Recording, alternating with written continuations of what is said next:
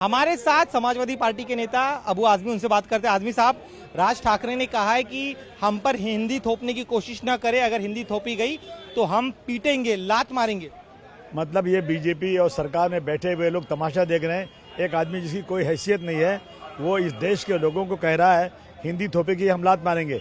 Parliament में एक committee है जो हिंदी भाषा को पूरे देश में प्रमोट करती है। सेंट्रल गवर्नमेंट का सारा काम हिंदी में होता है और एक आदमी जिसकी कोई हैसियत नहीं वो चैलेंज करता है। मैं उत्तर भारतीयों से कहना चाहता हूँ, तमाम देश के वासियों से कहना चाहता हूँ, ऐसे लोगों को पहचानो और इस इलेक्शन में इनकी हैसियत दिखा दो। ये अलगाववादी लोग हैं, ये सिर्फ और सिर्फ वोट लेने के लिए ये उत्तर भारतीयों को अपमानित करते हैं, हिंदी भाषियों को अपमानित करते हैं।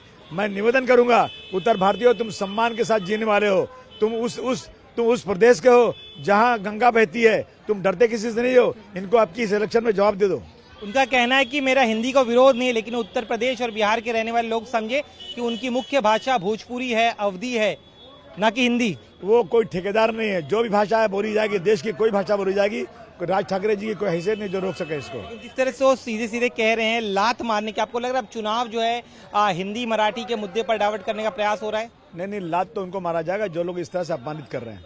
इसके अलावा सर, लाड़की बहन योजना की जो किश्त है 2 में, दिसंबर और जनवरी की, वो संभवतः 14 जनवरी को जो लाभार्थी महिला है उनके खाते में दी जा सकती है। विपक्ष इस पर आपत्ति जता रहा है। उनका कहना है कि संक्रांत के बाद दी जाए, ना कि चुनाव के मतदान के ठीक 1 दिन पहले। ये लोग सरकारी पैसे को रिश्वत की तरह से दे रहे हैं, जिससे लगता है कि इनके बाप का पैसा है।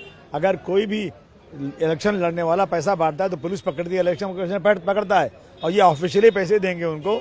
मैं समझता हूँ ये संविधान का दुरुपयोग है और इस पर तुरंत रुकना चाहिए और कार्रवाई होना चाहिए। आपको लग रहा है कि क्या इससे मतदाता प्रभावित होते हैं? क्या 100% प्रभावित होंगे। जो गरीब लोग बेचारे गाँव के रहने वाले हैं, उनको 3-3 हज़ार रुपये मिलेगा तो उनको लगेगा कि हमको ये मदद कर रहे हैं। ये पैसा सरकारी पैसा है और जितना पैसा दे रहे हैं ना तो यहाँ की जनता पर एक ब्याज का बोझ बढ़ रहा है और देश जो है इकोनॉमिक तौर पर कमजोर हो रहा है।